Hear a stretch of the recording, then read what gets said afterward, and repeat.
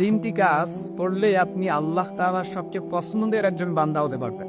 মানে আপনি চিন্তা করতে পারেন তিনটে কাজ আপনি করতেছেন, এই তিনটে কাজ করার কারণে আপনি আল্লাহ তাআলার সবচেয়ে পছন্দের বান্দা হতে পারেন। কি তিনটা কাজ? এক নাম্বার হচ্ছে আপনার গুনাহ হয়ে গেছে, আপনি তওবা করে ফেলেন, ইনস্ট্যান্ট তওবা করে ফেলেন। মানে আমি একটা ভুল কাজ করে ফেললাম, শয়তানের ধোঁকায় পড়ে আমি ভুলে এই ভুলটা কাজ করে ফেলছি, তখন আপনি কি করবেন? তখন আপনি সঙ্গে সঙ্গে তওবা করে ফেলেন, কারণ তওবাকারীকে আল্লাহ তাআলা সবচেয়ে বেশি পছন্দ করেন। তাহলে আল্লাহ তাআলা সবচেয়ে বেশি পছন্দের মানুষ হতে গেলে, পছন্দের বান্দা হতে গেলে আপনাকে প্রথমে যে কাজটা করা লাগবে সেটা হচ্ছে আপনাকে তওবা করতে হবে। ইনস্ট্যান্ট আপনি তওবা করে ফেলবেন। আপনি কোনো ভুল কাজ করে ফেলছেন, আমি তওবা করে ফেলে প্রথমে আপনি তওবা দিয়ে আপনার দিনটাকে শুরু করতে পারে। তো এই জন্য প্রথম আল্লাহর সাথে যদি ভালো সম্পর্ক তৈরি করতে চান, আল্লাহ যদি আপনাকে পছন্দ করে এমন তীর্থে যদি কাজ করতে চান, তার মধ্যে প্রথমটা হলো তওবা করে ফেলা। দ্বিতীয় নাম্বার, গোপনে ভালো কাজ করা। আপনি রাস্তা দিয়ে হাঁটতেছেন, কেউ নেই রাস্তার মধ্যে, আপনি গোপনে 10টি টাকা মসজিদের দান বাক্সে ঝুলি আছে, দান বাক্স বলে লেখা, এখানে আপনি 10টি টাকা দান করে দিয়ে, তো এই যে আপনি গোপনে দানটা করলেন, এটা কেউ দেখেন, দেখছে কে? আল্লাহ। আল্লাহ কিন্তু এর প্রতিদান কিয়ামতের দিন আপনাকে দিবে।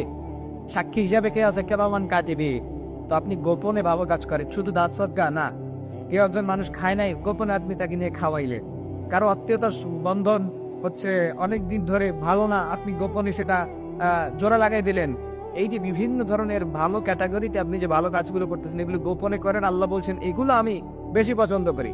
তাহলে প্রথম ব্যাখ্যা তো তওবা করে ফেলবেন ইনস্ট্যান্ট, আর দ্বিতীয়টা হচ্ছে আপনি গোপনে ভালো কাজ করবেন। তৃতীয় নাম্বার যেটা, সেটা হচ্ছে অন্যকে ক্ষমা করতে শিখেন। অন্যায়ভাবে কেউ আপনার উপর হাত খুলে ফেলছে, অন্যায়ভাবে কেউ আপনাকে গালি দিয়ে ফেলছে, তো আপনি তাকে হচ্ছে ক্ষমা করে দেন। আপনি যখন তাকে ক্ষমা করে দেন, তখন আল্লাহ আপনাকে ক্ষমা করবে। আল্লাহ রাসূল সাল্লাল্লাহু আলাইহি ওয়াসাল্লাম বলছেন, কোন বান্দা যখন অপর বান্দাকে ক্ষমা করে দেয়, তখন আল্লাহ তাআলা তাকে ক্ষমা করে দেন। তা আপনি যখন তার দোষটা গোপন রেখে তাকে ক্ষমা করে দিলেন, কিয়ামতের দিন এমন একটা সময় আসবে যেদিন সবাই সবার থেকে পালাবে, হাসরের ময়দানটা যখন খুব ভয়ঙ্কর হয়ে দাঁড়াবে, তখন মানুষেরা যখন পালাপালি করতে থাকবে, ইন দ্য মেইন টাইম আল্লাহ পাক রব্বুল আলামিন কিছু মানুষ, ধরেন এইদিকে আপনার হচ্ছে কিয়ামত সংঘটিত হয়েছে, এই যে পর্দার আড়ালের মধ্যে কিছু মানুষকে নিয়ে আসবেন। তারা কারা? যারা দুনিয়ার মধ্যে মানুষের দোষ গোপন রাখতো।